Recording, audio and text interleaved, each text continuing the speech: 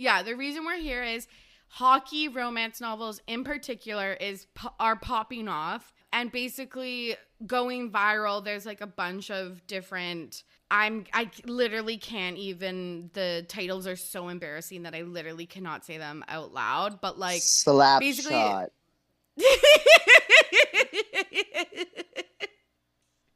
Big D. Wrist shot. Penalty shot.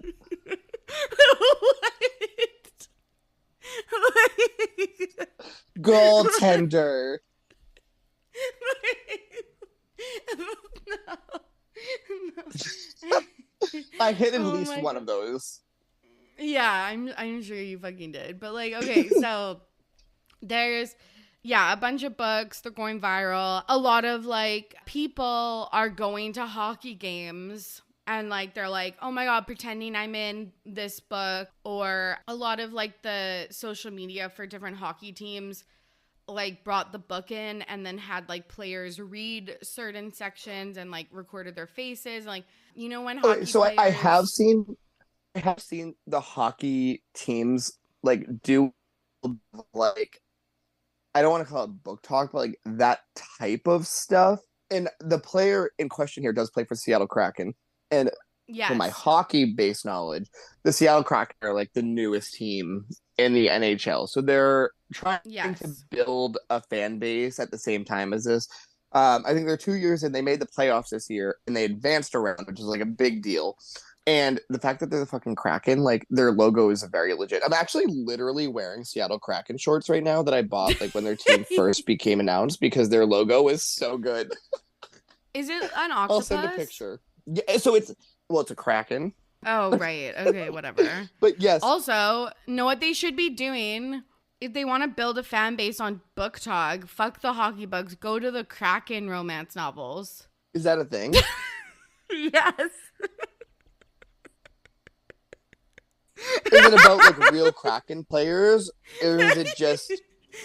Oh, it must be because that guy. So like usually it's like published? Yeah. Yeah, I've literally read one. Good for the Kraken. They know how to work it. No, just wait. I'm just... Anyway, but No, Nick. I had heard that the Kraken were... No. No.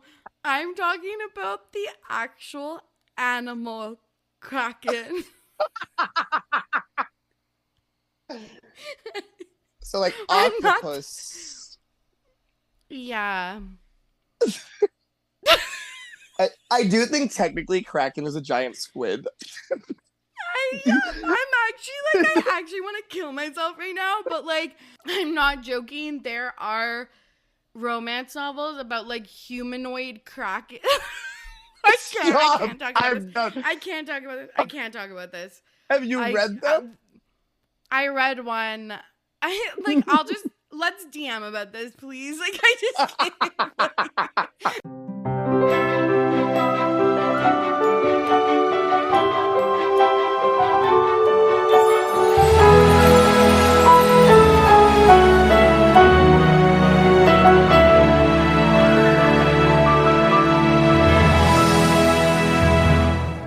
Welcome to Ready to be Romanced. I'm Tori. And I'm Nick. And today we're discussing The Dragon's Bride.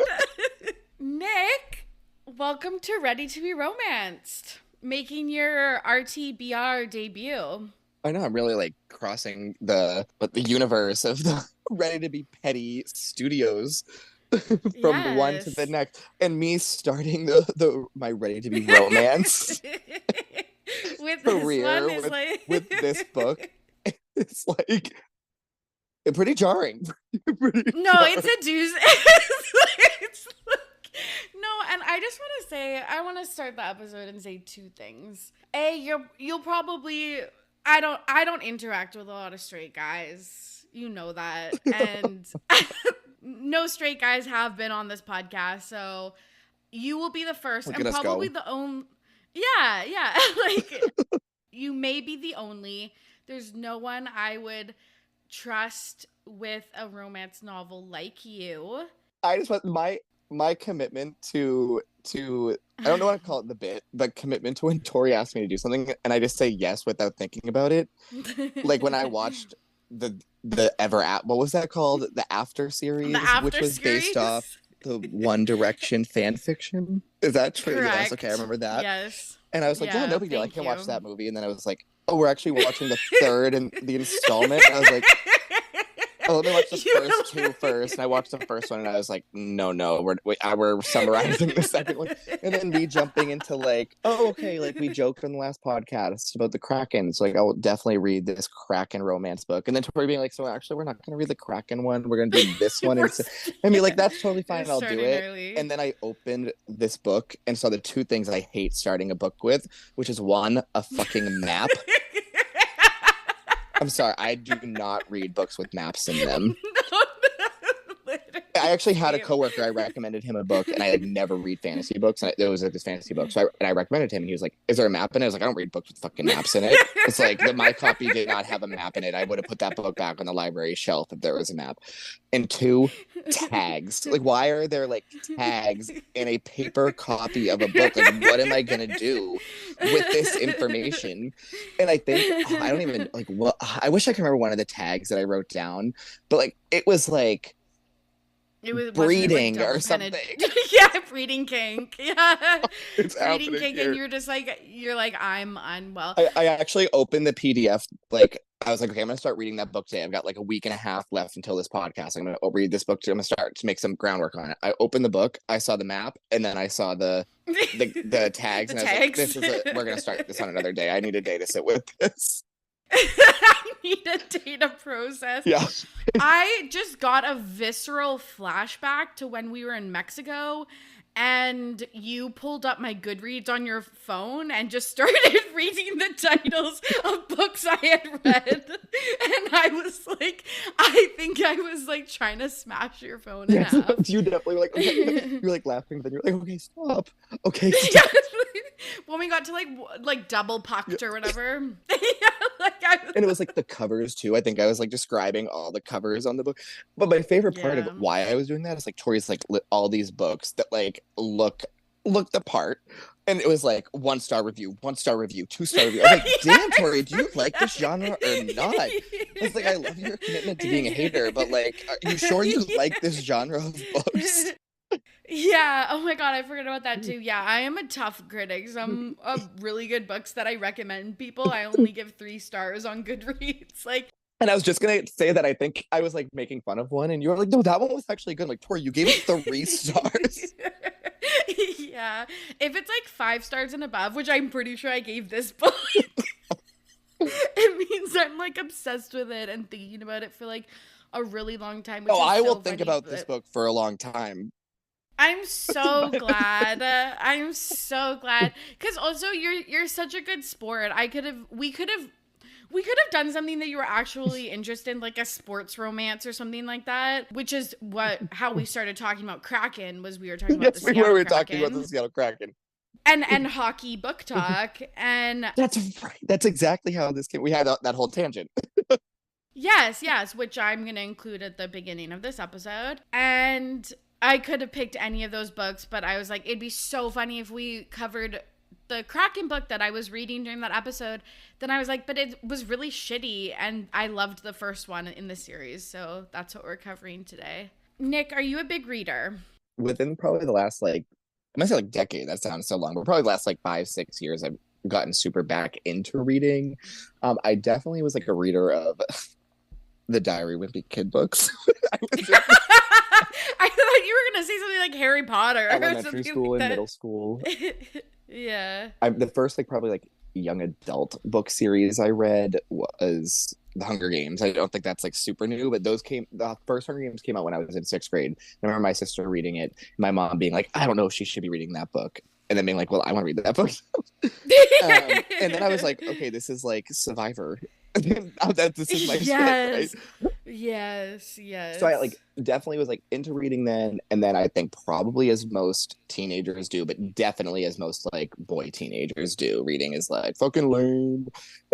Yeah. Probably yeah. I like was definitely the kid who read at least one full book each year of high school, but then it was like, okay, this book isn't doing it for me. Like I'm giving up. Like Catcher in the Rye, I did not have time for Holden fucking Caulfield. See, No. as a depressed person, I was like, I love this book. This is the first time I felt seen. I literally have a copy of it on my coffee table. But anyways, Let's not read too much into that. Yeah, I get it. Yeah, there was definitely like those like classic books that I read in high school. But even if I was reading those whole books, like I wouldn't necessarily call myself. Definitely wouldn't have identified as like a reader. And it wasn't until I was like probably in my going into my junior year of college or like maybe like going into my senior year of college that I like started reading for fun again. And I just started like I found an author and I was like, okay, I like his books, so I'm gonna read these. And it just opened up like so many pathways. And I would like read books, be like, oh, I really like this, so I'd recommend it to people. And I kind of just became like in like a circle of friends, like somebody who recommended quote unquote like good books. So then people would like take my recommendations and offer recommendations back to me. And then all of a sudden I was like, I have all these fucking books I need to read. And I hate making New Year's resolutions. They're so stressful. But the last 3 years, my New Year's resolution has been to read at least one book a month. So this one hit that for May for me. It wasn't the only one I read in May, but it was which means like for me, it was the best one you read in May. It was A1. It's the first romance book I've read this year, so we'll take that's enough. That was like my next question for you is like, do you read romance? Like, is that the genre? It's not your genre of choice. I know this. I don't know why I'm like fake asking you, but like, what type of books do you read? What I think is super cool about reading is that like you should always push yourself to read things that are outside of what you think your genre is. Like I think that's what everybody should do. You should try to sprinkle in a few books here and there, even if like this is what I like. Like every like 10 books you read, let's throw like one that's a little bit different. Yeah. I'm definitely like a realistic fiction reader, I think, mainly, whether that or like a historical fiction reader. I teach social studies. I don't think that's like going to be a shock to anybody in terms of me liking historical fiction. I do a good like mystery or thriller from time to time. I'm in this book club right now where like the last like 3 books we've read have been like mystery thriller type books. I'm about done with those for the time being. I'm ready to like switch it up. So it was actually kind of fun to read this book after being like, okay, I've read like kind of 3 thrillers. I'm not really scratching the itch for me. Not that this one scratched the itch for me, but it was like nice to do that. And every 5-6 months, I do throw like a nonfiction history related book in there. So like I recently read like an artistic history textbook, which was like pretty cool because it was like visual history. So I thought that was cool. But like I'll try a lot of different things, but like my favorite books are like historical fiction or realistic fiction. I'm trying to think if I've ever. A lot of sense. I feel like I've definitely read a romance book at some point in the past 5 years, but I went through my Goodreads and I definitely didn't log it. There's shame. There's shame as being a romance reader. Even me, because like this is the thing is I have like a few friends, like 1 or 2. They've been on this podcast, maybe a few more. Maybe I'm not counting well, but like that I would recommend books to. It's really embarrassing. It's like almost when you like send it or like, yeah, like you share a TikTok or like share a YouTube video and then you just want a person to like it so much. Well, so what's super like for me, like I remember my grandma reading all the time growing up when she was alive. And like mind you, like this would have been like me in my elementary school, middle school, like early high school. And my grandma just read like filthy smut. Like it was like this, Queen. this. I don't know if the monster part of this would have been in her thing, but like she had those like paperback books with like the guys on the front, and it would be like, oh, there's grandma reading whatever. And Queen. My sister now reads like I think a lot of romance type books. I wouldn't go like as far as that, but like Fourth Wing. Yes. Court of Thorn and Roses. Is that one? Yes. Like yes. She fucking loves Bridgerton. She's watched Bridgerton season 2 like 7 times. Like get her on the pod. Get her on the pod. I think I've watched it 3 times. Yeah. So it's like I feel like I've been surrounded by those romance books, but I don't think I'd actually read a romance sex scene until I read Song of Achilles a few months ago. Oh, And when okay. I it was right like, I thought no, you were gonna right say no no this no book, and I was like, oh no, you should probably read a normal one. and I remember reading it in that book, and it was like in the first like 10 chapters, and I was like, holy fuck. Like I was like, I didn't know this was I didn't know this was coming in the book. So that's why I Yeah. want to say like when I've is this a question? Are romance books like are romance books different than like smut books? Like are Emily Henry books, which I've never read, like is there sex in those books? Yeah, I think Emily Henry, it's like literally there's like one sex scene in the book. So it's like to me that's like not enough, honestly, to be honest, but like But is that that is romance like still? yes, because there's a happily ever after. So that is that I think my definition at least is a romance novel has a happily ever after, whether that's in a standalone or in a series at the end. Erotica, I would say even this book is maybe even more erotica than I mean the four romance. straight chapters of the double dick were And like very much like you guys, there's like 12 chapters in this book, so it's like a third of the book. Yeah, so I would say like maybe this was like more like erotica, but yeah, like Akatar, good example of a romance novel, or but if that's like romantasy. Emily Henry, yeah, that's like classic romance, I would say. well, our mutual friend Johnny actually has never been a reader before in his entire life, and he's like flying through the two Fourth Wing books, and I know that he's like reading the second one right now. And this past Oh, weekend when me we were together, and too.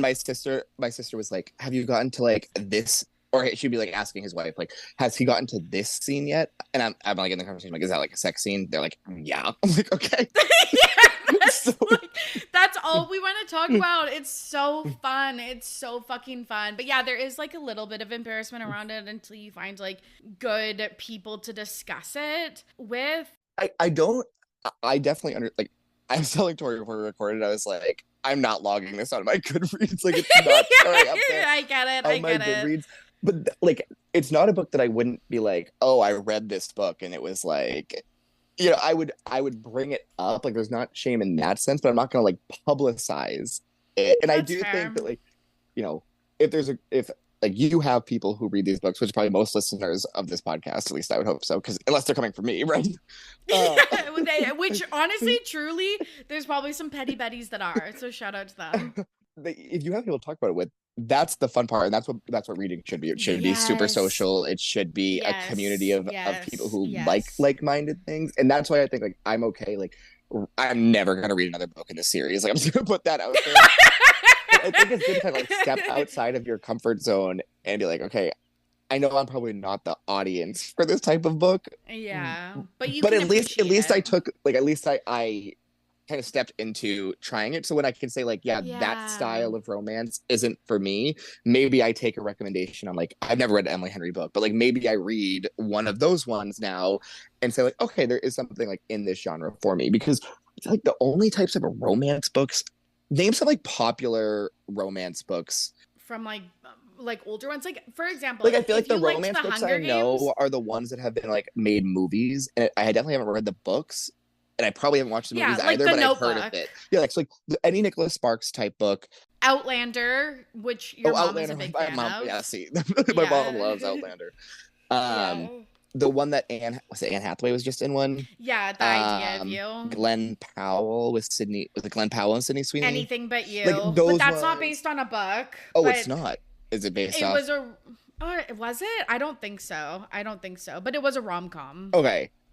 And you know what? Honestly, like I like a good rom com movie, so I feel like there is some play for me in the romance field. It's just like when I'm sitting down to pick a book, I'm usually taking a Oh, recommendation from. just wait, LOL. I think it is a book. Yeah, I thought that it was. The way Um, that I'm kind of boycotting that movie though, just because I think Glenn Powell looks like a guinea pig or something like that, like or like a capybara or something like that. And then two, it just pissed me off when people were like, "This is the best rom com that's ever made," and I it's was not like, the "Fuck proposal. you." Get the fuck out of here. Yeah, yeah. Sorry, it's not The Proposal. It's not a Meg Ryan movie, and it's not an early 2000s Jennifer Lopez movie. Like, it's trash. Like, anyways, And I remember like when oh my god, it was Red, White, and Royal Blue came out onto like Amazon Prime. Like Yes, that yes, was a book. yes. Yep, yep. I'm covering that in June. Oh, look at you go. Pride Month and that book. You were really on the Yes. nose. Yes, yes, yes. So I think there's a lot of play for me in the genre. It's just I don't think this realm, so to speak, this monster realm. Is for you. That's fair because you're right. There's so many subgenres. Like for example, I think you would like the Fourth Wing series. Like I think that's fun because it's like they're at a college and there's dragons and stuff. So it's like, but then there's elements that are kind of Hunger Games esque. So I think yeah, there's millions of subgenres like that we can explore, and we've got to explore lots on this show. And I never went into reading a monster romance being like or paranormal romance like, oh, like this is something that I'm seeking out. But then I was like, but I loved Twilight, which Yeah, though, like that's definitely. I mean, that's like a young adult like that's a romance series, right? yes. Yeah, I don't know really what else happens in there. Like I know in the Hunger Games, there's other things happening, and the romance is kind of just like there for a lot of Yeah, it. But it's the kind love of a triangle is very tertiary much a a focus. plot point Yeah, for sure. I was gonna say, didn't your sister read Bride by Ali Hazelwood? Allie Hazelwood is a name that I know, so maybe. But Yeah, she's the one who writes like the maybe because of sciencey books, right? Melody. The science rom Yes, coms. yes, yes. That Melody really likes, another mutual friend of ours. But like, yeah, like Ali Hazelwood wrote a werewolf slash vampire romance, and it's like so many people like that. And I know that Dragon, which is what we're talking about today, is a little bit further because they're less like human. And I think that's the like right, like that's the issue. Like when I read like fantasy books, I kind of like draw the line at like dragon, and I think that's and I think that has a lot to do with like I like realistic fiction. So like a vampire, I'm like, okay, Yeah. I can make sense of that. But then like Yeah. once it's like amphibian, it's kind of like a little past the I realism know. piece. So that's like Yeah. part of why I'm scared of Fourth Wing, whereas like Harry Potter is like magic, and there are dragons in there, but the characters are just wizards, and It's I can in fuck with the England. wizards, Yeah. right? Like, Yeah. Yeah. Yeah. It's like based in something like real. Let me define monster romances for you. So I found this quote online that I liked. It says, monster romances push the normal boundary of paranormal love to its limits by pairing main characters with strange creatures and cryptids. Also, I loved Buffy what the the hell is Vampire a Slayer. cryptid? Like, I think, I don't know, like a succubus or something. I don't know. I don't know. There are no vampires, werewolves, or even werebears to be found here, as one Reddit user succinctly explains, if it can look like a human and mostly behaves human-like, then it's not monster romance. Shifters, vampires, magical dudes are not monsters. Unless it's a zombie, that's definitely a romance. I don't Definitely a like the monster zombie thing romance. either. I don't think I could read I a don't zombie like that. sex That's scene. I don't think I'm into that. It's too like dead. Dead. Like yeah, yeah. Like, okay, And Frankenstein. Although I know he's not a it's zombie, right? He is a monster, so I guess he'd be fine. he'd be fine. I'm sure there's a book on that or like fanfic.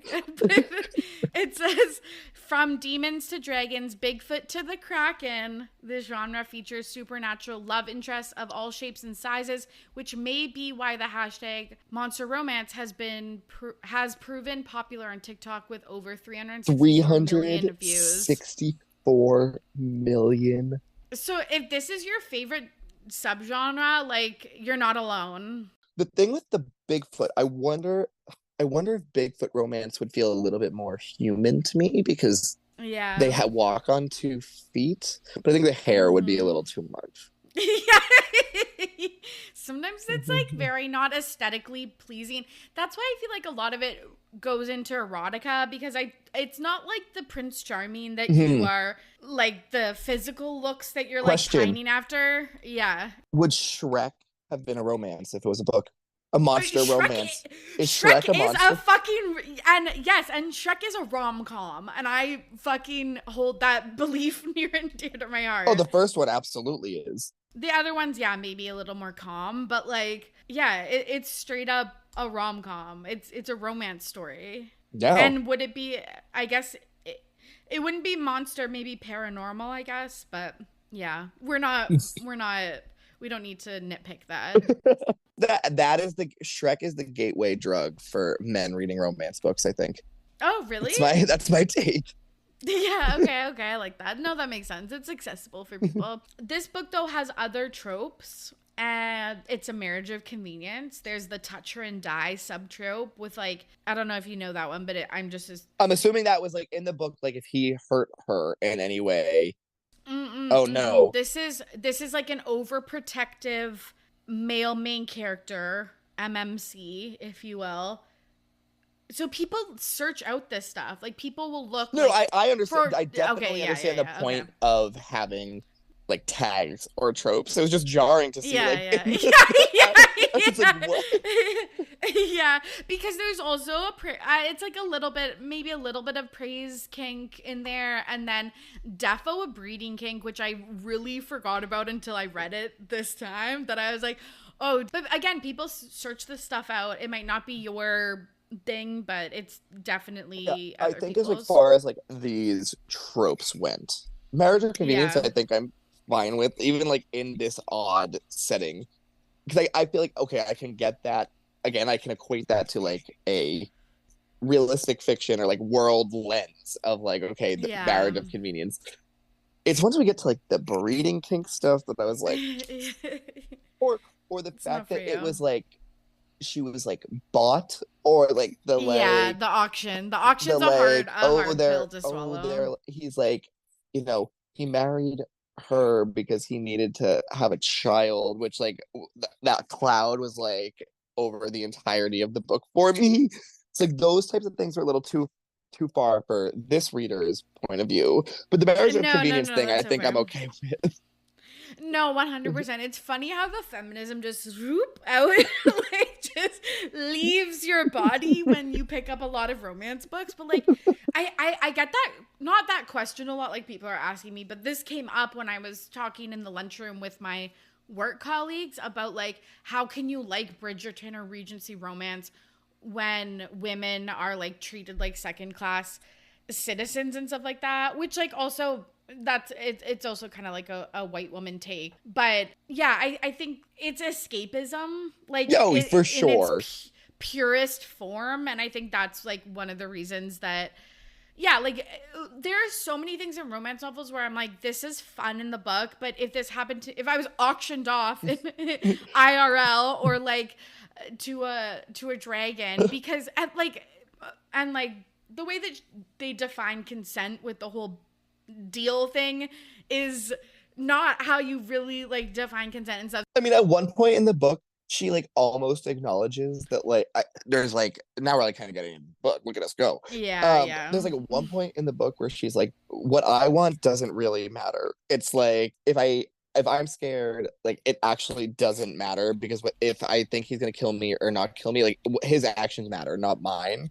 And it's like, yeah, so you actually can't consent to doing anything that you're doing. I know, 100%. Or even just the way you can't consent to things under duress, and she was just clearly she consented to like her like abusive husband being murdered for her to be sent to the dragon underworld. And we did that in one chapter. The author came in and said like, in median res, we're starting in the middle of the action. I was like, okay, look at you go. You stylized making author choices, and we're just going right into it. Who really cares? And the word throbbing was like the 8th word in this book. No, it's so okay. We'll get into the book now. Let's set ourselves up. So, spoiler warning, we will be discussing The Dragon's Bride, but nothing that comes after that, because it is a series. And then content warning, there will be very brief discussion about a previous off-page relationship where domestic violence occurred. So The Dragon's Bride was written by Katee Robert, who I can't believe is a real person. I thought that was a fake name, and I was like, I've got to Google it. There's no way this person has a face. Like, this is definitely like a pseudonym for a pen name. Yeah. And then there she is on Google Images holding up like, I'm Katee Robert. This is my AMA. Like, damn, love it. She's really out here broadcasting her face behind these scenes that she's writing. No, like I was like, that's so empowering. I would never do that. If I wrote this book, you would. The only thing that would see the light of day would be my bank account. Like I would never publicize anything. I would never hint to any. If I wrote this book, Tori, and you were like, "Hey, let's read this book," I would die. No, Kate, you don't understand. So again, I was like, Nick, come on the pod. I love podcasting with you. Let's do the Kraken book. Then I was like, no, let's do the first one as discussed. And then I had to reread it. I had read this book a long time ago because I was reading the Kraken one in August 2023. So this is probably over a year since I read this book. So I forgot a lot of the plot points. And then rereading it, I was dying. I was like, should I cancel? I literally was like, I don't think I can talk about this. Like, I literally was like, should I cancel? So yeah, Katee Robert, like, more power to you. Yes. It was also written like March 29th, 2022, which it went viral that year. And I was like, this reads like a book that was written like 10 to 20 years ago. Like, well, even the cover of the book. Yeah. It's referencing, if people don't know, like if people, I don't know, downloaded it or whatever, it is like a classic, I was going to say Juan Pablo. No, Fabio cover of a girl in the white billowing dress. Yeah, but the guy is a dragon. Oh, he is a dragon, all right. Gives you a good visual for what you're gonna expect. So let's talk about the book. Our female main character is Briar, who was in an abusive relationship, and she is currently hiding from her husband in New York. And she has wild red hair, which I don't know. Why not? It was kind of giving Merida, if we're being honest.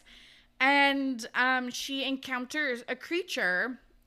The creature is in human form at this point, so she's alarmed when she sees his real creature form. She didn't seem alarmed enough, to be honest. I know. She was like, she's like a regular girly, just like us, and she's like encounters this person or this thing called Azazel, and he's offering her basically freedom, like a life where she gets to hide away for 7 years, which is really only a few hours in human time or something. I was like, really?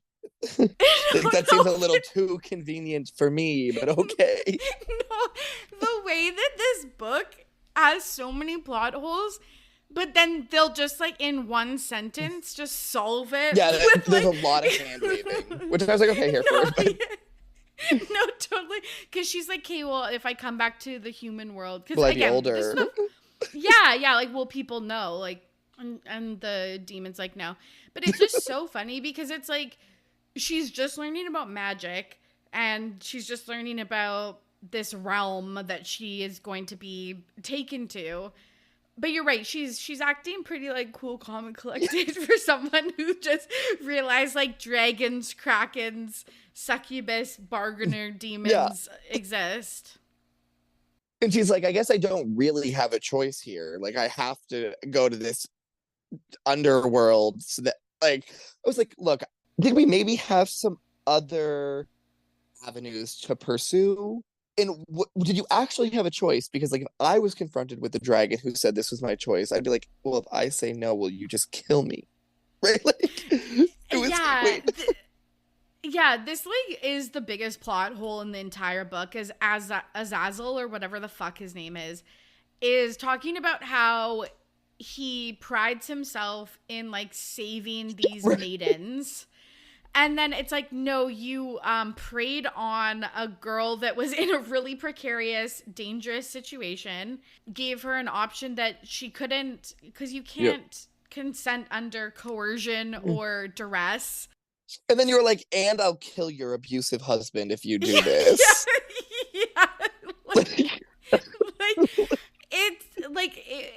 It's so wild, but it's like so funny because I'm telling you, if you have not read this book, they drop you right into it. It's like, okay, all of a sudden Azazel's it's like 160 pages. And she's like, yeah, let's go with it. I'm signing. It's like, okay, we're moving on to the auction block. Yeah. She signs like a little paper, and then they travel to this realm again, which And then he's we only in have dragon no form, and she's idea. like, "Oh, I guess he's not a human form down here anymore." Yeah, she's like, oh, like, and he's like, sorry, I like put on the like mirror or whatever. And she wakes up and she's like locked in a room. But that night, her door just opens and she walks out, and there's a bunch of other young women in the same type of dresses ready for the auction. And this book is dual POV. Do you read a lot of dual POV books? That's another romance classic. Um, I actually do. Like, I feel like it's kind of a thing in some like historical fiction books that I've read that they do bounce around like different POV. Like one of my favorite authors is Anthony Doerr, and he does like All the Light We Cannot See, and that's like a dual POV. Here it's like Cloud Cuckoo Land, which has 5 different POVs. So I was kind of used to that, so I that was easy here, and I in this case I actually I liked that Me part of it. too. I don't think I would have been able to connect with Dragon Man at all if it wasn't for that. Like, That's fair. That's fair. So we find Soul is the leader of the dragon territories, because there's like 4 territories that they live in, or 5. they kept saying 4, but there was 5 5. brides. Did Azazel take one for himself? I was very Yes. okay. Yeah. So he definitely was like, there's 4 territories, and then there's the one territory which is Azazel's, who can still communicate with humans, and they basically like allow the other territories to keep a connection with humans, and all the other territories like, well, we have to like get a baby out of this, or we're going to be too weak and be taken over on the other ones. And like the whole time there's like this lingering thread of like, if you hurt your bride in any way, we'll take your territory over.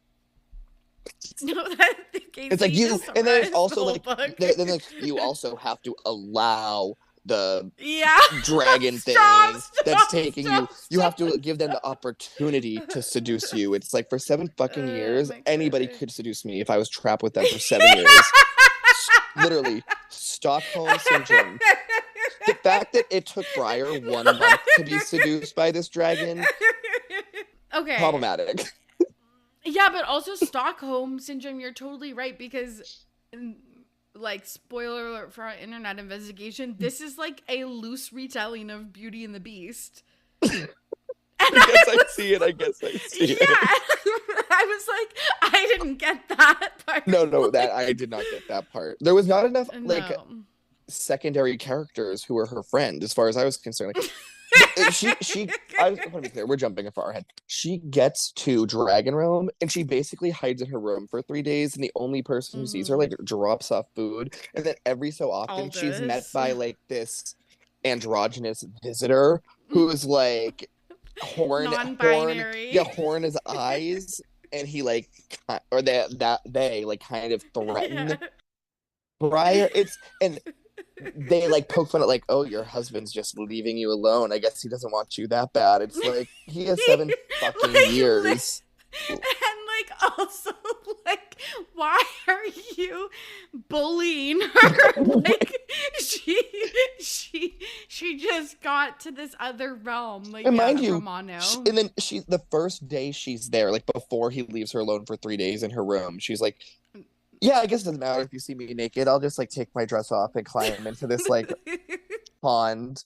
And she's like, I guess I should care, but then I guess it doesn't really matter. Like, that is also such a romance thing, where it's like, there's just always excuses to share a bed or to take off your clothes, or where like someone sees each other's private parts. But the for excuses no to share a bed here weren't even good. Like, he was like, I really want to, but I want to be respectful. And she's like, well, I guess it doesn't really matter, sure.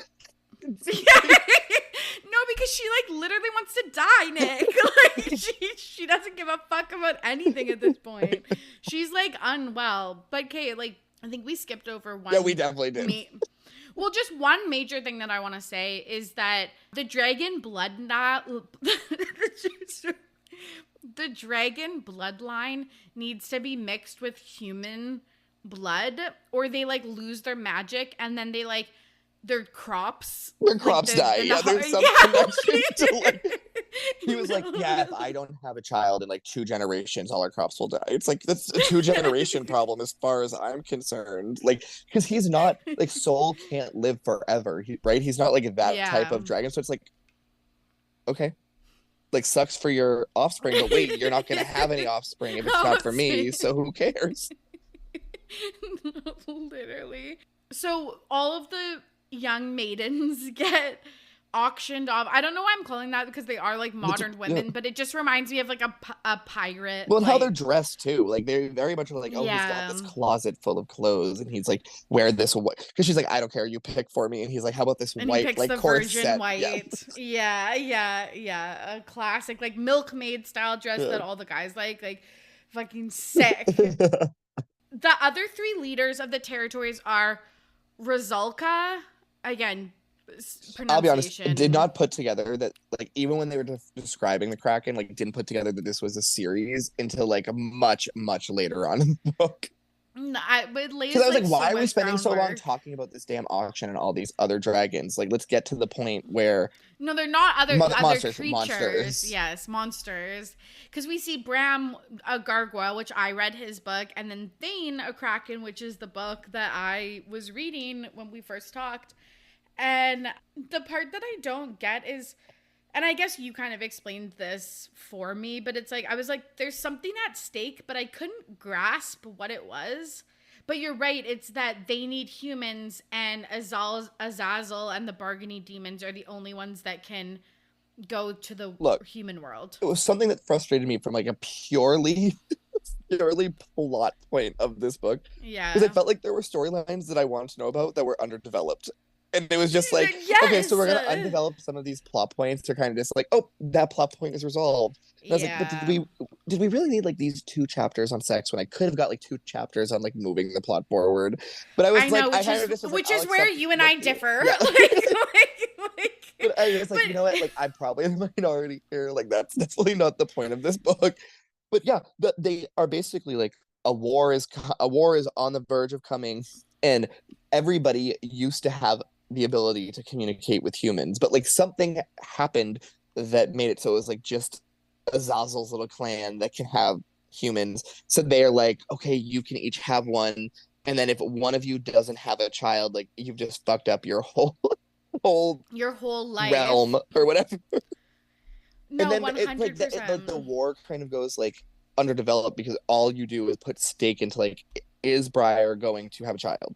Yes. I'm going to say this and you might disagree, but I actually think if this was like a full-fledged book, because it's almost like an erotic novella. Like, it's It so was quick. It was. short. I was glad when you sent it, and I was like, oh, okay, it's only like 200 PDF pages. Yeah, yeah, like it's really a short book. I was like, if they made this into like a 600-page book or so, or like 500 or 400 or whatever pages, and did some world building, I actually think it could be a good series. But because you're right, they don't explain anything. They don't explain the lore. They don't explain anything about the lands or anything like that. And trust me, I've read 3 of 5, and they continue to not do that. I was like, this could be like a really good series, but it's just Well, like it drops smut. you into like this point in time where it's like this is when these things are starting, and then it references Yeah. like things that have happened previously, but it doesn't like actually go like it doesn't really catch you up to date. I as a reader was like, wait, I'm not really caught up to date on all of this. And like for Briar herself, like for me, it kind of got in the way of like her character because I was like, she clearly has a shit ton of trauma that she's Mm-hmm. like only surface level working through by the point where she's like, I love him. Yeah, that's fair. That's a fair assessment. I know you're right though. Like, we could have seen so much like more like character growth or But whatever that's not the if it point of the was book, just like a so little bit we'll accept longer. it. You Yeah. know? Yeah, yeah, yeah. I can't critique the book on something like it's not trying to be anything more than it's not, so it's unfair for me to. But that's what got That's fair. me kind of like thrown at certain points. No, no, I feel the same way. I feel the same way. Briar gets auctioned off to the aforementioned soul. He is half man, half dragon. I'm gonna describe what he looks like. He has. I took copious notes. He has a head slash face that is dragon like, a chest slash arms that are humanoid, Oh, he has He pecs. has He has pecs. You yeah, can yeah, see them. yeah. He has scales all over his body. They range from green to white, kind of like a lizard.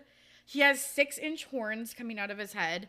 He has a prehensile tail, which I really thought I don't think he doesn't fuck her with his tail, right? No, he like cuddles her with his tail. Unfortunately, that is another book I've read. But The tail like, thing kept throwing me off because every time they talked about him like cuddling her with the tail, her like pulling her in with his tail, I was like, oh, he's an alligator. yeah. I just kept thinking of an alligator. Yeah, 100%. He has a forked tongue and retractable claws. And you missed the two biggest things that have to do with the smut part of this book. And part of it has to do with the tongue. He has a giant ass mouth, which like Oh, with, I like, thought you were teeth. gonna say no. Yeah. The two things Yeah. are Oh his yeah. two dicks. You're right. You're right. The two Yeah. things. Yeah.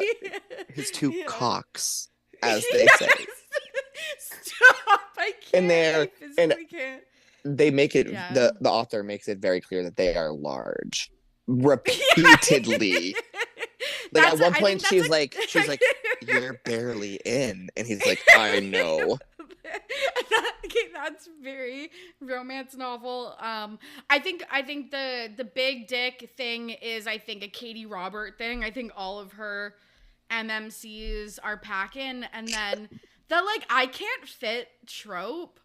I know because I'm like sometimes I feel like girls like if you're having sex with men, like it's like I feel like girls sometimes literally just say that because I feel like guys care, but on the flip side to that, I would say a lot of girls like, and there is like kind of sometimes a sub trope about like being filled or like I don't like that being phrasing like stuffed. either. Like, I don't like that phrasing I in know. any capacity, but I don't like know what I'm reading trying to those say, words. but I know. Like stretching or being filled or like. Oh, that's Okay. not what I. Okay, we're talking about different things. Okay. I didn't like the insinuation of like fill me up, like when she was like. Oh, like the breeding stuff. Yes. Yes. The breeding stuff. Yeah.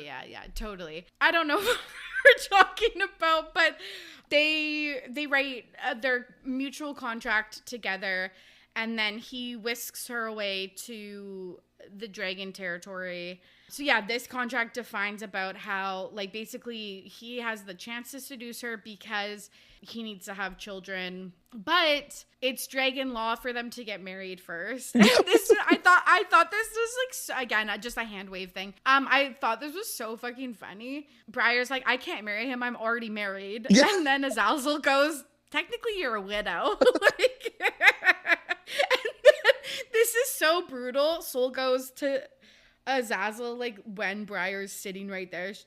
He's like, you never said she had a history of damage. Yeah, I was like, that's brutal. That yeah, the whole thing. Yeah, the whole thing is like LOL. But like the last bit of the contract is that if he hurts her, the deal is forfeit. But it's also like it's not like just physically hurting her. It's like it's like there's other ways he can hurt her. It's insinuated there are other ways that he can hurt her that aren't just like physical, right?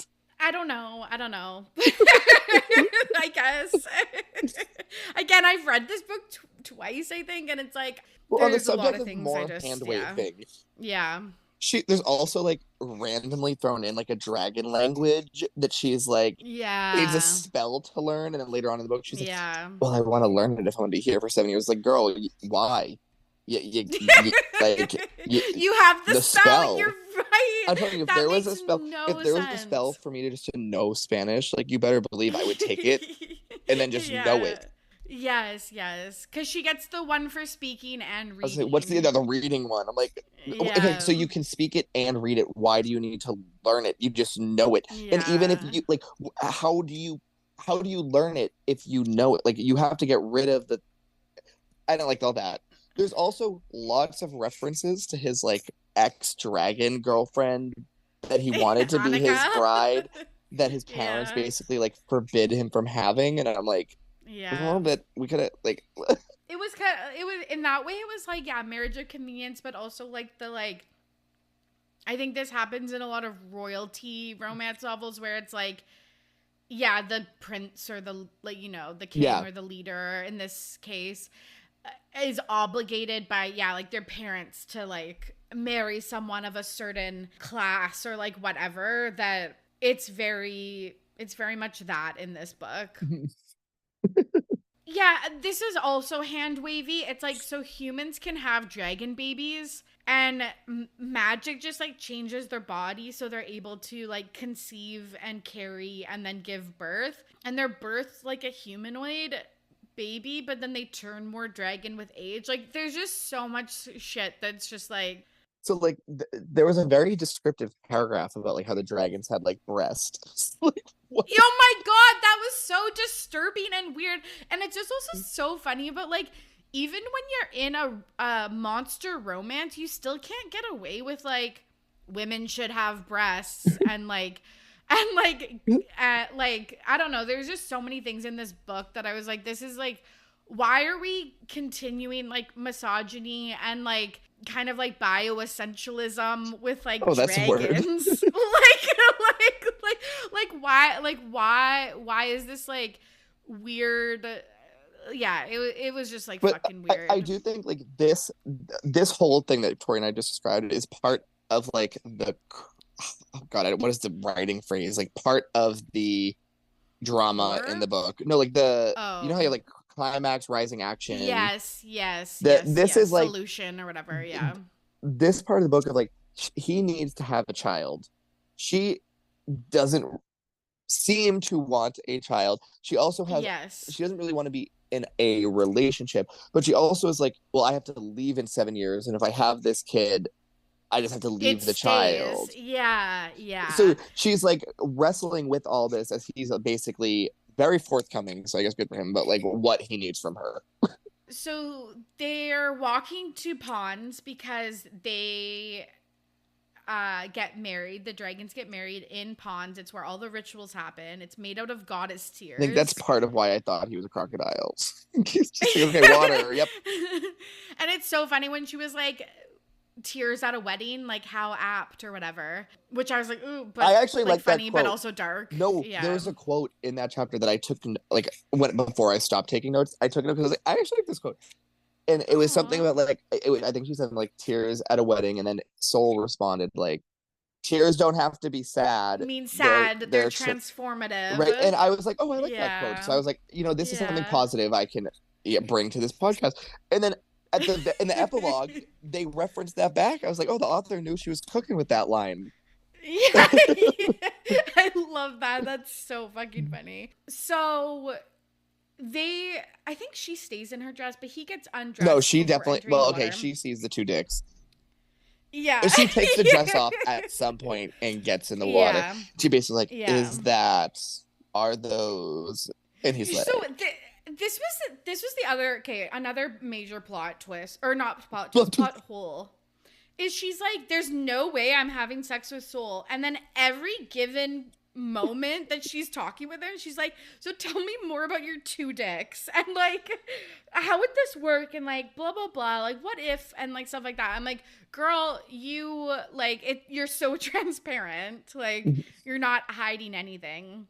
And, like, power to her, but, like, no, really, like, there was no, the author was like, she's never having sex with him, and then it was, like, literally the next chapter, and she's like, so she's like, can you tell me a little bit more about that? He says, and I really hate that I like this, like, trust me, I hated this. No, I know, and I loved it. Okay, so he says, I don't know why he says this, but he says, don't run from me. And she goes, what will you do if I run? And he says, I'll chase you. And she, like, because gets, like, hot a predator. And heavy about it. Well, I know. She says that. She's like, he's a predator and I'm his prey. And I'm like, is this supposed to make me feel, like, ready to go? Like, it actually is turning me off. Yeah, that's, like, fair. No, I think it's, again, in a romance novel, I'm like, oh my god, I love this. And then it's like, in real life, it's like, I'm calling the cops. You're like, I'm running to a safe place and then I'm calling the cops. Yeah, exactly. They head back to their castle. Briar's just And I think this is when she checks out for 3 days. Yes, 3 days pass. They don't talk to each other. And she's like, what the fuck?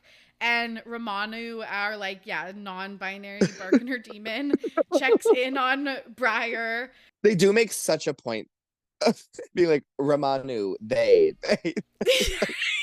Yeah, literally. I was like, So it like felt like an inclusion just for the sake of like including that. I don't think it actually mattered to the character or the plot, but it was great. Yeah, I enjoyed the horns for eyes. Yeah. The gender binary doesn't exist in this realm, but we don't know anything else about it. But we do know that. Like, so Briar sees Soul. He's like doing his like work in his library, and she's like, "Can we hang out? Like, I'm lonely and like bored." And then this is again so hypocritical. She's like, "I'm not gonna have sex with you," but she is literally only ever thinking about how she wants to have sex with him. And then they get into an argument because she assumes that he only wants to have sex with her. And I was like, but you're doing the same about but him. Also at the same like, point, like he does. He bought true. Yeah, true. For true, the true. opportunity to impregnate her.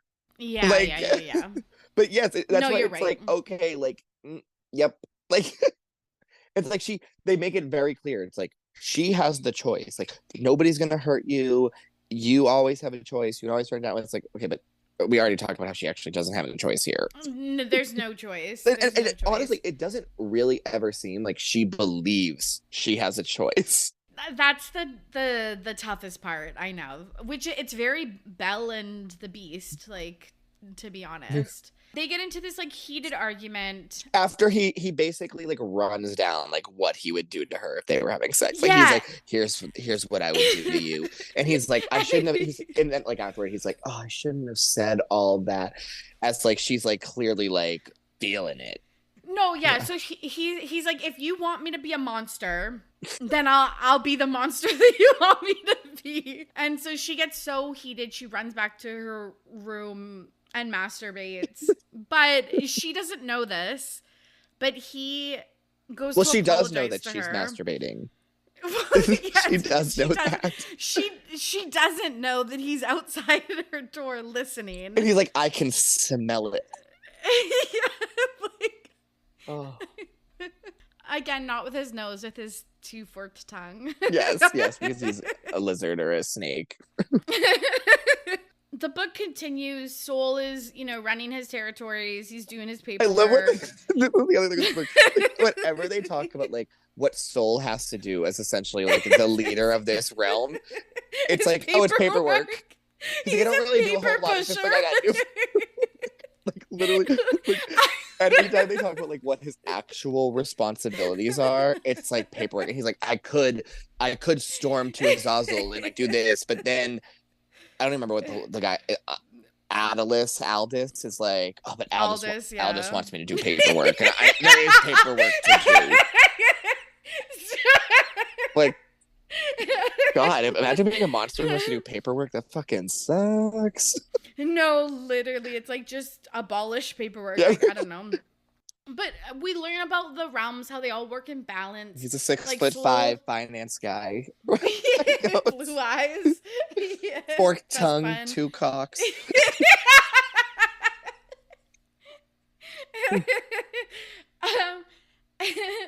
She's like, damn, they didn't have any of these when I was in New York. Okay, Soul's territory is mostly farmland, and it's about harvesting. And so they like do, I guess they export food and like products to the other realms. Like, yeah, we get some Annika lore. My favorite part about all like anything again that has to do with like Soul and what his like realm does or whatever his territory does and like what he does is like the author clearly was like, well, this is what I want him to do, but like I'm really not going to research and like figure out like all the intricacies of it. And I don't care, and my readers don't care either. So like this is what's happening. We got paperwork and we got farming. Everybody can understand those two things. No, seriously. What are sorry, this is a side tangent. To like in the Kraken book, like does he also do paperwork or is it a little bit different? No, I think that the Kraken, I can't remember what his like job was or whatever, like in his land. The gargoyle was like protection, I think. Right. it was like protection of the lands or something like that. Like he That was makes like sense for always like, Gargoyle. I think like yeah, like monitoring, like surveilling the like area. I can't remember what Thane does, but whatever. It It doesn't matter. literally does not matter. Soul is like, okay, I'm gonna try with Briar. He invites her to dinner. He like immediately admits that he heard her masturbating. I was like, you fucking dick, keep that to yourself. Like, that's so embarrassing. We're all involved. Like, mind your business. Yeah. Yeah, mind your fucking business. The door was closed. He explains about the purpose of marrying her, that humans are like, yeah, conduits for magic, and it allows for travel, and then it'll impact the lands and the harvests. Again, more details that people don't care about. What you get from this is like he needs to have a kid. Like there's now some weight behind him having a kid. But he's like, I do want to give you a choice in this. He's like, in 7 years, I will put a child in you, but right now, you don't have to decide that. I'm going to give you a necklace that wards off pregnancy. And to activate it, you just need to touch your blood to it. Your menstrual blood is what he says. Like, he basically... No, but then he cuts yes, his, but he definitely says blood. He definitely does say, like, blood generally, but he's like, every month. I feel like I read that line of being like, it's like... Yeah. And then she's like, well, your menstrual blood. And then she's like, well, give me your tooth. Give me your tooth. Yeah, and then they have sex on the table. Almost immediately. Like, she's like, let's try this. She's like, let's try this thing. Yeah. Like, he definitely could be lying. Like, this could just make me more fertile, but like, let's just go with it. Like, literally, like, yeah. Because again, when you are like, okay, like, not to take this seriously, but I feel like she, again, like, is an abused woman. I feel like she has like no hope. And you do reckless things when you like don't care about your life. Like, do you know what I'm saying? Like, she's just doing reckless things. And, like, like even like outside of that piece to it is, then we go to the point where it's like, okay, now here's just like 4 straight chapters of them just boning, and she's like, he's like fingering her, and she's like, that's my G spot. I've tried to hit it before, but I haven't really had the time because of my ex. And then she's like, I'm thinking about my ex when I'm with you. Like, it was... Yeah. And he's like, I don't want to go too hard. And then, like, suddenly he's like, well, if you want my 2 dicks, you got to put one in you and then like, cuddle the other one. Right? Like, he's like, lean up against it. It was like, bro. He was aggressive. But then he kept being like, I don't want to be aggressive. And it's like, yeah. I know, but also she wants you to be aggressive. Yeah. I think that's another thing. Yeah, a lot of guys, I feel like, think that, I think. Yeah, because I think that this book, this was one of my wonder whys, is just like, I guess a lot of it is comparing, it's kind of like, well, men suck. You had an unsatisfied sex life, your partner was abusive, etc. But now you have like this non-human thing that is actually very caring and human-like. Yeah, is basically what I'm trying to say. And it's like, wow, okay, this dragon who bought me for the sake of putting a child in me actually cares about me. That's where I was like, the little Stockholm syndrome me here. It was. That night, like, their relationship starts to progress. She has nightmares. He comforts her. They sleep in the same bed at some points. They sleep in the same bed, but Kate, this was like another hand-wavy thing. He is currently in a mating frenzy, which is also, again, very like werewolf monster. Yeah, that actually, I was like, romance. Okay, he's in heat. Like, I got that. I was like, yep, I'm moving along. Yeah, but like, again, it's like kind of mentioned and then just like not mentioned again. But she was like, I do want to like live here. Like, I don't want it to just be like us because we're like alone in this castle. Mm-hmm. And he's like, that will pass. Ramanu, our NB friend, comes, checks in on Briar. Yeah, because she's like, I actually want to like do things like what you were just saying. I do want to do things like in this world, and like part of that is like I want to learn how to. And I think he like offers to her reading. They focus a lot on the fact that like monsters have this library, and she's like, I know that he has a library. And then when she sees the library, it's like, Oh my god, I knew This he is had my, one. again, And that's okay, where, you like, know what, okay, that's funny is Belle, like. that's yeah, because I didn't even make that connection, I think, actively reading, but like in hindsight, I definitely was like, oh yeah, she's like that classic. Like, I didn't even put Belle in that mindset, but I was like, oh yeah, she's this classic, like, she just wants to read. Like that's just like that feels tropey. Kate, this is, yes, that's exactly what I was gonna say. This is one of my biggest gripes and grumbles about like royalty or medieval or kind of fantasy books. Is like the main characters basically all they can do is like garden and read. And it's like, it's so like, what happens during the 24 hours? It's like you're having sex for like an hour. I don't know. You're reading for like 8 hours, okay, and then what happens in the other 10 that you're awake or whatever? Like, it makes no sense to me. Romanu or whatever, like, is kind of like, again, like goading her or whatever, or goading Soul. He gets upset and protective. She like passes out, which apparently isn't enough of like harm caused for Azazel to be summoned, but he has to have sex to reclaim her, which is, yeah, another little like subtrope. Okay, so this is really embarrassing. This is okay, so a lot of the books that I've read, and truly book talk, I would say 99% of the time steers me wrong. So basically a book talk will be like a quote, and then in the comments, or like a bunch of quotes, or like POV or whatever, and describe a situation. POV, your Briar's passed out body having sex with Soul, the dragon monster. And it's like just what, like a black screen? And then after like 10 seconds of the video, or however long the video lasts, all of a sudden it's like a flashing black light and you're looking at like Ab monster. Is that what the videos are like? It's like POV, you're a maiden escaping an abusive relationship and find like a dragon to hook up with. The quote that I saw that got me interested in reading this book, I really think I'm being vulnerable here. You are, but it's this quote that I think you're about to say. Well, do you want to read it out then? Or do you... You are mine, Briar Rose. If you touch another, I'll rip their throats out, and then I'll fuck you in a pool of their blood. And you were like, I'm in. Yeah. You're like, I'm not laughing at you. I just think it's funny, like, of all the quotes in this book that pulled you in, it's that one. The blood puddle sex room. That's why I highlighted it for us. Their relationship progresses. She's reading. He's doing paperwork.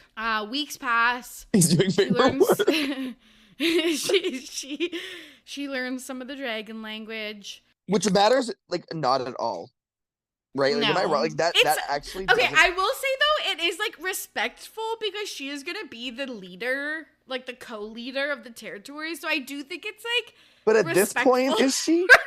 That's like 14 days. Oh yeah, you're right. In her stay here, like she did it because she was bored, which like power. No, you're right. But like in terms of plot, like it doesn't really matter. It's just like, okay, let's fill some pages with some non-sexual things, I guess, until we get to the next sexual thing. Yeah. Yeah. No, you're right. You're right. But once she realized she wants to stay, I do think it's respectful to learn the language. I think one of my gripes and grumbles, that we call that. Yeah. She shouldn't have been allowed to stay. She should not have been allowed to stay. Because the second that she could make the decision that she could stay, it took out all of the, like, what's going to happen? Because the second she can stay, it's like, okay, well, now this relationship is real. And now, like, one of your two main reasons for not wanting to have this baby is actually just, like, suddenly hand-waved away. So then there was no tension for what was going to happen. No, I know. So, like, she shouldn't have... She signed a fucking contract that said you get 7 years and then you're back in the real world. Azazel should not have allowed her to open up. No. And you're telling me that this woman literally had not a single person back on, like, our realm of planet Earth that cared about her? Not a single fucking person. Maybe. Again, but it just feels unrealistic. Happens. Yeah. It just feels... I know. 100%. It's like you didn't want to let your like sister know or something like that you were kidnapped by a bargainer or like demon. your work, or like Work. the person you pay Yeah. rent to. Like, there's got to be somebody. Yeah. 100%. You and I are way too much into Yeah, realism I know. for us to ever enjoy a book like this. But I will say, like, regardless of the realism or not, I was frustrated that she was able to just be like, oh, actually, I want to stay, and there was no, because it just ruined the tension of what she was actually going to do. Like, Yeah. Yeah. I wish there was some way for her like to have been like lost from the underworld, and then like, okay, Azazel, who's suddenly good now, opened the portal back up for anybody to, and now what's his face, and your child can come see you in human form, and you can go there. Like Yeah. anything that would have been like, in the Parent Trap with Lindsay Lohan, when they Yes. break up at the end and they go back to their regular, like, there's like the rain, and they're like, Sunday morning Yeah. rain is better. And they go, it's like, oh, is that how? And you're like, I know this, it can't be how it ends, but you have that like emotional tension of like, oh my Yeah. god, There's it none of could that happen here. this way. And then like when they arrive back in California, or when they arrive back in London, it's like, you think we let you get away again, and you're like, that's what I wanted from this.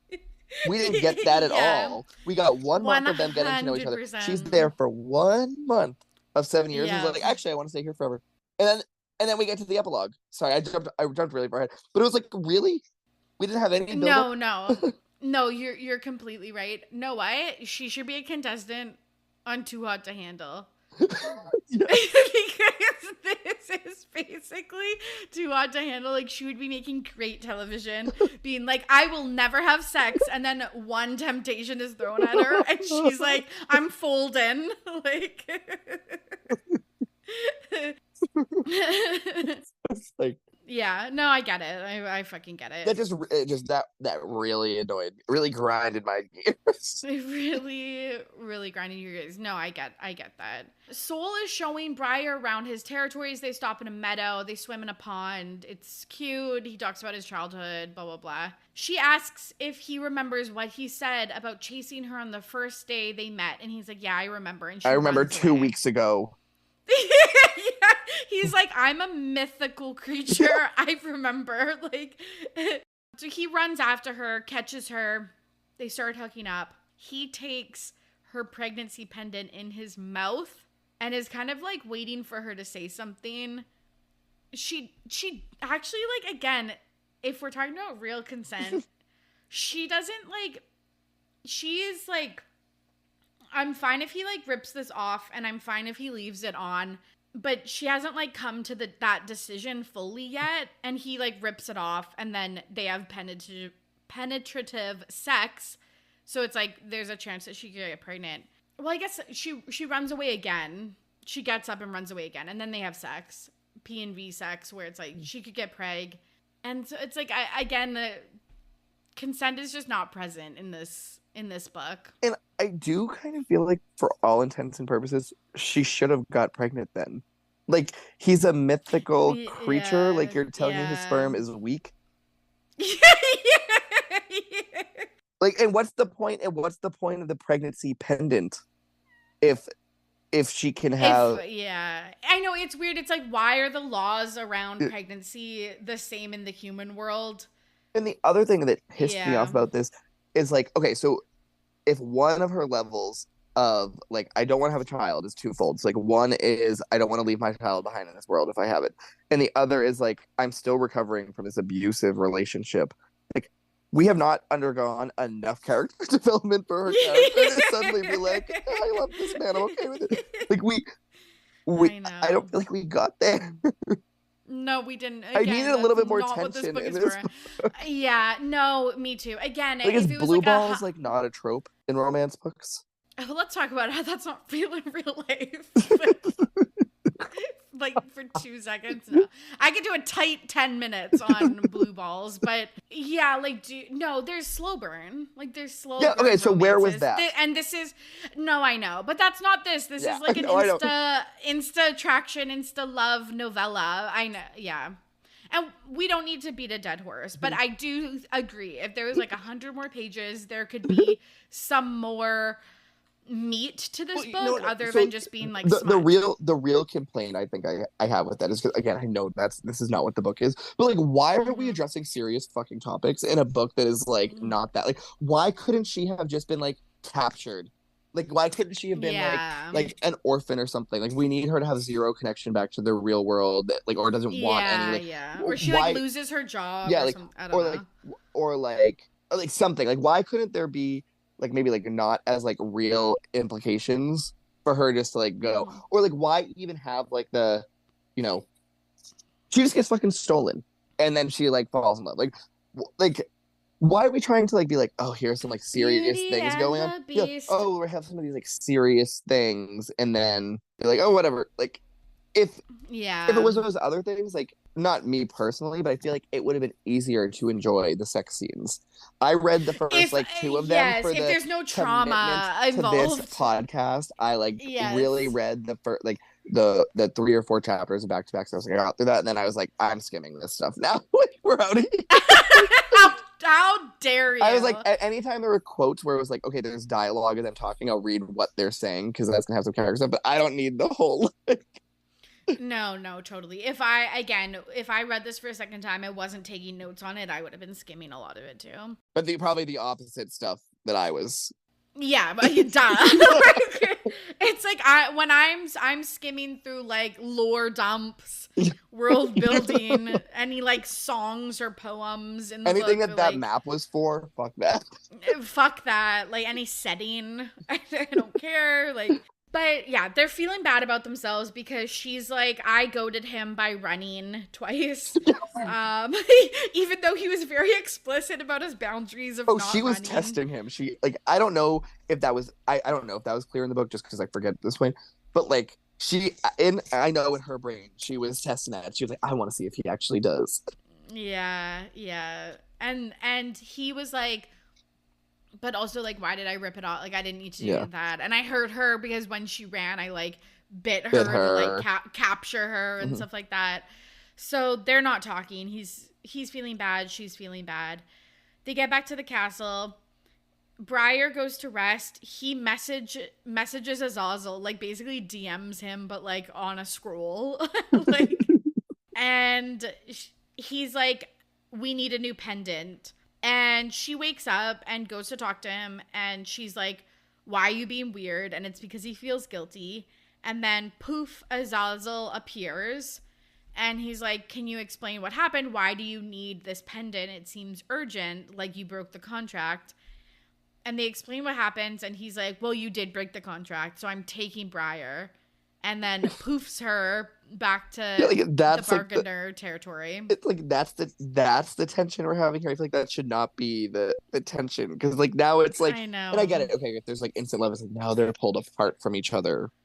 Yes, the third act breakup, Yeah. but it's not a breakup. I liked that there was no like breakup, but oh, I do too. No, I do too. But it's like they're like, yeah, we did this stupid fucking thing, and he's like, well, fuck you, I'm taking you. Yeah. She gets a new pendant, so it acts as plan B, basically. And she like is trying to get back to Seoul, but can't, so he puts her to sleep. They just keep knocking this poor girl out.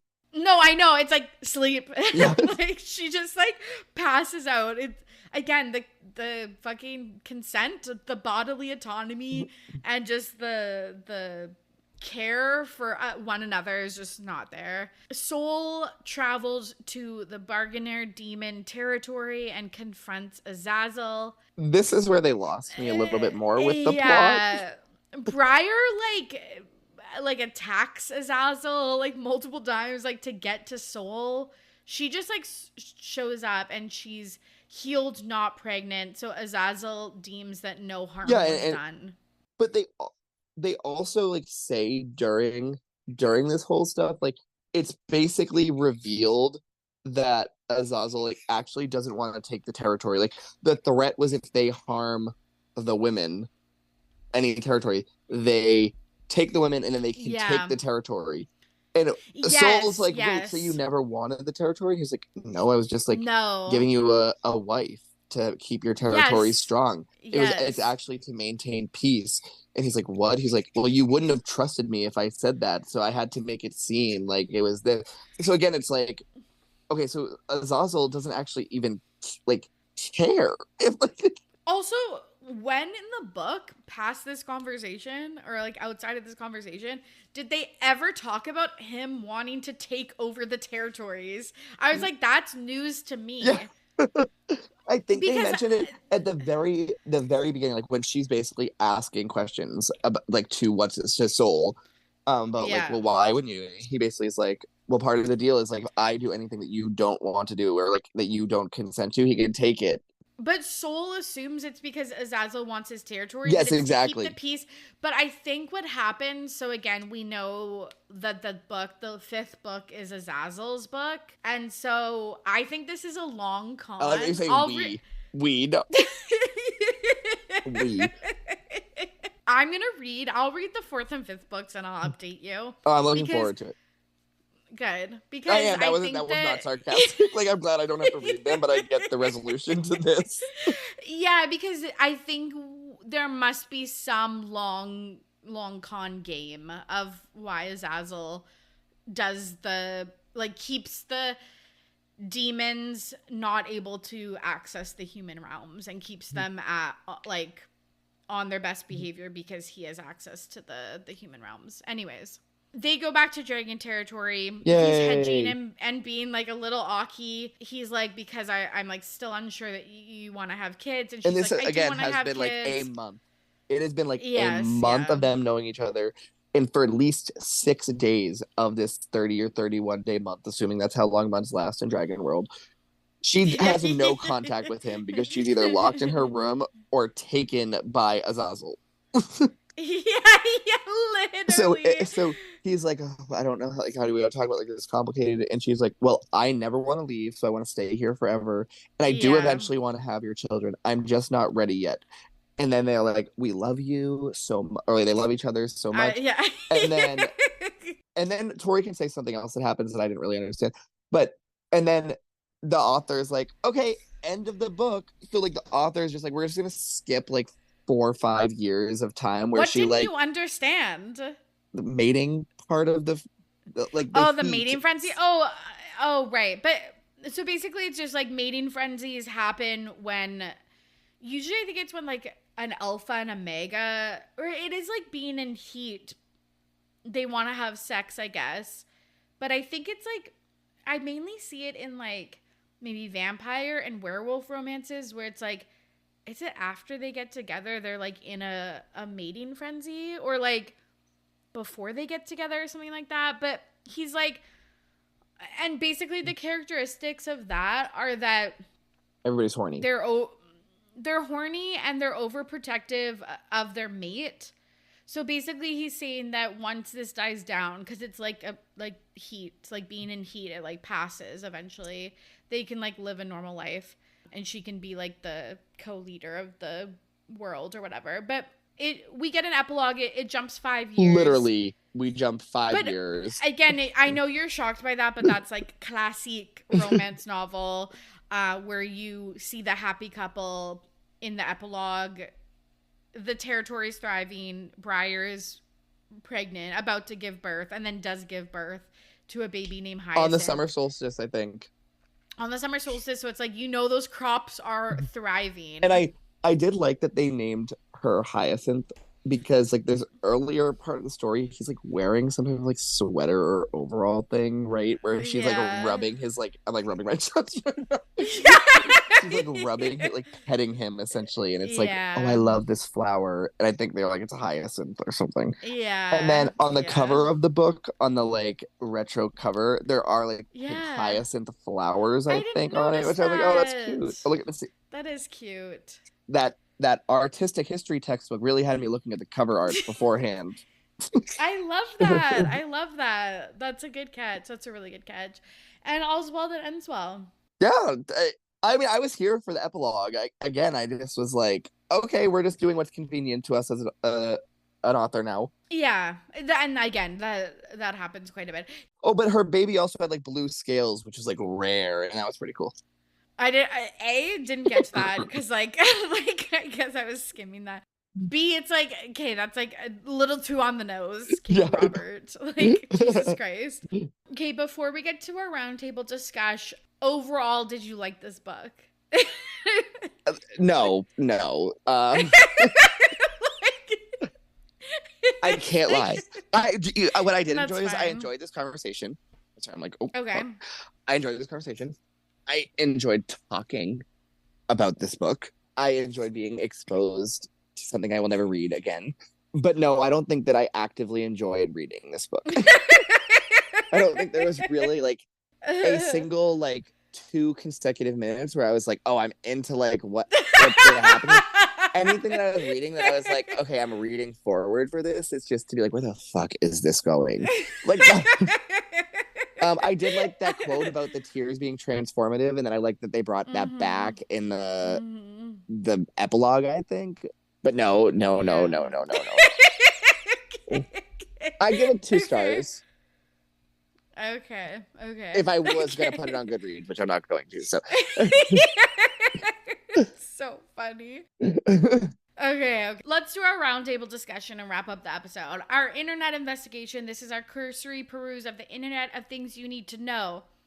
As I mentioned before, it's a Beauty and the Beast retelling, and both of us didn't really get that vibe until I looked on the internet, so I'm glad that I did that. And then I was thinking about the other 2 books, and I don't think that they are fairy tale retellings, but I do know that Katee Robert has a lot of, I think she has like a Hades and Persephone series, and then I think Madeline has like Miller. Who? Oh, Madeline okay. Miller is the woman who writes Circe and Song of Achilles. She's very like, Greek mythology based. Different genre, I think, a little bit though. And I think she has like some like Aladdin and maybe Jasmine or something like that. I can't remember or maybe Hercules or something. Can't remember off the jump. But I don't think the other books in this series follow like a classic fairy tale. I mean, there are no gargoyles in fairy tales. Like, the closest thing to a gargoyle in the fairy tale, I think, are like the dwarves in Snow White. Oh, who the hell is Esmeralda? What about Esmeralda? Oh, Esmeralda and Hunchback of Notre Dame. I don't watch that movie. That's not for me. Okay, well, you're gonna be at the Notre Dame this summer, so you should probably do some reading. Like, you should probably look it up. Okay. Did I say Notre Dame? What did I say? You said Dame. You did say Yeah.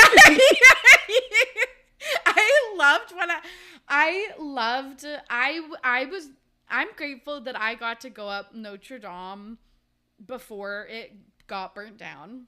I had a family friend who was there on the day that it caught fire. Not like in the physical dome, but No, Notre Dame means our woman. Oh, of perpetual sorrow. Our Lady, I guess, in French. But anyways, but yeah, when you go, the Americans call it Notre Dame. Yeah, because we have a university called Notre Dame. But it's like, that's fucking insane. Anyways, whatever. Okay. Our Wonder-Wise, these are unanswered questions for the listeners. My questions are, do STIs exist in this realm? Because they talk a lot about the pregnancy pendant, but I was like, that's not everything that you need to be protected from, babe. Like, yeah, I want to know why in these books the heroine is always reading. I guess it makes sense if she's Belle in this book, but like, all they do is fucking read and garden and like maybe cook. I guess what else would they do though? There's nothing to do at a castle except for those things. So paperwork. Maybe she yeah. In the epilogue, it talks about her doing paperwork. I'm just saying. I'm glad capitalism is alive and well in the dragon territory. Well, no, it's actually not though, because I was gonna bring up and I forgot about earlier. Like, he talks about how like part of his job is to like collect all of the harvest. And then I think like if something bad happens to one of the crops, they'll still have the other crop. And then they like give the food out equally. It was a little communist, to be honest. They're Oh, like, yeah. like Okay, where he was okay. like in charge. Like I think part of his paperwork was like making sure the food was equally spread amongst the Distributed. villagers. Yeah, Oh, love that. Not the villagers, the dragons. But I guess, are the dragons vegetarian? I have no idea. I mean, yeah, I mean they're dragons. Why wouldn't they be, right? My last wonder why is the moral of the story that monsters could be better in real life than men.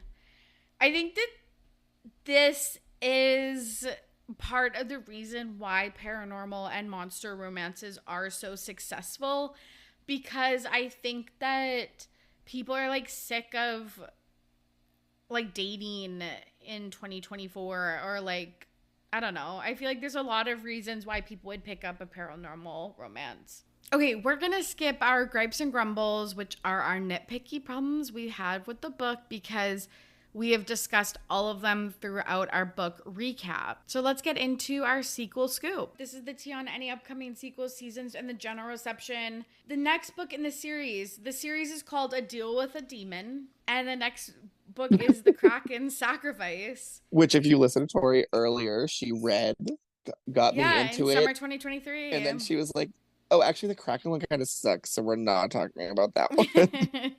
It really does suck, because if you think about it, a kraken is a squid, so it is like a squid man humanoid. Squid. No, I know, and he like makes like an air bubble for her because they live under the water because it's a squid. So there's just not much to do. If you think there's not a lot to do in a castle, there's not a lot to do in Bubble. a bubble. They don't even have like Atlantis or something for her. Like she just straight up is like bibbity bobbity boo. It's kind of, I think they live in like a oyster shell or something like that. And I think she is like the other fish and stuff, like, don't talk to her. Like, I remember like, at the time, I think when we were they can't recording, we talk. were like, it's basically like the Kraken's like tentacles are like doing things, right? Like Yeah, that's why people like it, because it's not realistic, right? So it's like, yeah, so you can separate the reality of it. The emotions are real, yes. but the sex is not. Yeah, but also if you think about like a lot of sex toys, it's like suction and like, so like the squid tentacle, like, you know what I'm saying? It works. So It works in the yeah. context of the book. How many stars would you give that one? I think I gave it like 2 or 3. And same with the gargoyle one. I didn't like that. That one was interesting though, because the woman that he buys, she is like kind of a dom and he was kind of a sub. So that one was interesting, because you don't read a lot of like where the woman is the dom in like a hetero relationship. But we'll see about the fourth and the fifth one. But How many stars did you give this one? 5. Like, only 5 stars on this show, if we're I don't covering it on know. this I show. feel bad. I don't know if I gathered that this was a 5-star book for you, like 4-star book I got for you. But since I feel like we may have buried the lead of your love of the book and throughout the podcast, like what was 5 stars to you about this book? It's actually literally what we were talking about off mic about Fourth Wing or whatever. It's like you enjoy reading it and then you put it down and then you like probably don't think about it again. But when you think about it, you're like, I had a really good time reading that. Okay. That's good. That is succinct. See, I feel like I was the opposite. I read like 50 pages a pop and I was like, I need to put this down. And then I thought about it and I was like, oh my God, I really don't want to pick that back up again. But I was thinking about it. That's so sad. That's so sad. I like assigned you like a class assignment basically like, to it wasn't do. like in that way. It was just like it was one of those things where it's like, I know this is not a book written for me, so I'm like just kind of going into it like mind open and reading it as I am. But then I was like, but I really want to know like the background plot that obviously does not matter. But I was like, I want to know it. Like I need to know that to enjoy it. Like I like, for me, I was like, that's what I need to know, and I'm not getting like any of that. And it's kind of just like, oh, we just let that storyline die out because like it didn't matter to what really mattered here, which was like that she was gonna get pregnant and they were gonna have sex and they were gonna fall in love, and then that was that. Yeah, I know. I always have to push that aside too, because I do read books where they're more smut driven over plot. Like I definitely, but it's like those aren't the ones you like want to talk about, or like just like all the books I've covered on this podcast are more plot versus smut, because I don't know. I do think this balanced it. But... I do think this balanced it pretty well. It was just like with 200 pages, how much can you really go in? And it felt like the author set a lot of things up that they couldn't finish. Whereas like if we maybe just picked like a few of those things, we could have actually honed in on that. Right. Totally. I was thinking about this when I was doing research for this app. I was like, because it went viral in 2022, but it hasn't been like picked up for like a movie or a TV show or anything like that. Not that it would be, but like a lot of book talk viral books are being picked up for adaptations. And I was thinking, I was like, this chick, Katee Robert, should again rewrite these books, add some backstory, and I really think some of these would get picked up, like for a new James Cameron movie. Like use that Avatar like CGI. Or like in this case, I guess it would be like an anthology series, right? Because there's 5 different ones. Yeah. Whereas like American Horror Story, A Deal with the Demon. No, literally, like I really feel like it could be a series or something like that where maybe it's like or even just like movie 5 episodes, right? Like where each book is an episode. Like you could probably pack this shit into like you wouldn't get as much sex, but like you could probably pack this into like a good hour long episode. Yeah, it's ripe for HBO.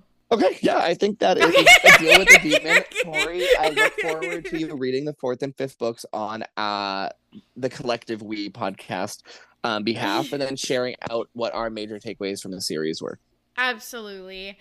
Nick, thank you so much for coming on the show. I really appreciate it. Can you let the listeners know where they can find you and anything else you want to plug? I think like in this case, just you can find me on Goodreads, although I just said that and I was like, I don't even know what my Goodreads is. I'll put your profile in the episode show notes. If you go to my Goodreads, I will not be on my reviewing the Dragon's Bride, but Nick does give like page by page updates of what he's reading. Yeah, so you can like really know when he's reading and not. I posted, I think, whatever book I was reading. I actually think it was that history textbook that I was reading where I like added my page number and Tori commented and she was like, okay, but how's the Dragon's Bride doing? And I was like, I hope to God nobody that I work with like clicks open that comment and like look like a creep and is like, what the fuck is that? So I was like, I'm not even responding. I was just it was like, I'm not gonna like this message. I'm not gonna chime back. I'm just gonna let that message sit where it is. I thought I was so funny when I wrote that. Oh, I did laugh, but I was like, nope, not touching that. Just because I love cruising the Goodreads homepage like it's one of the social media apps I check in with. Honestly, I don't have the Facebook or Twitter app on my phone right now, but I do have the Goodreads app on my phone, and I think it shows. Like, I do think it shows. I don't have the Discord app either, but I got the Goodreads app. So, the other thing I guess I want to plug is, like, I am open to some, like, types of romance books that I would maybe be able to, like, filter into my reading schedule.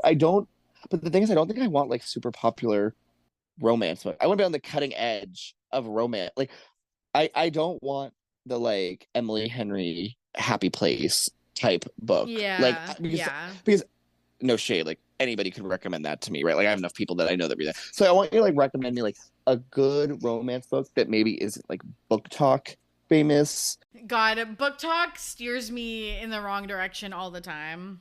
3 sex scenes max. Like, again, like, I want, like, I want, like, none of the plot, books like, I read. I want, like, some, like plot, like, you know, rom-com-y, like, plot-driven type romance. Yeah. I think I'd be open to that. So I don't know where you're going to plug that for me if I am hard to reach on socials, but you can send it to me. I can pass it along to you. Or in the Instagram comments. Yeah, right? Like, hit me there. Yeah, or maybe if you find me on Goodreads, does Goodreads have a DM feature? I think so. Maybe, probably. I mean, the app isn't that great, so it might not. The app, literally, I could do a tight 30 on like, not a tight 10, a tight 30 on the fucking Goodreads app. And maybe I'll come back on the podcast for one of those. So he's like, actually, not on this podcast. We won't. You can come on for Zazel's 5th book. No, you are always welcome back to RTBR for sure. Okay, thanks for coming on. And that's the story of The Dragon's Bride. Thank you so much for listening. And thank you to Nick for joining me on today's show. If you've been enjoying our TBR, please subscribe and leave a rating and review wherever you're listening to this episode. I really appreciate it. And if you would like me to cover a book or have a question for a future episode, you can leave a voicemail via the links in the episode show notes. The June schedule is out, and I'm very, very excited because our next episode is Iron Flame. Until then, happy reading for Ready to Be Romance. I'm Tori. Goodbye.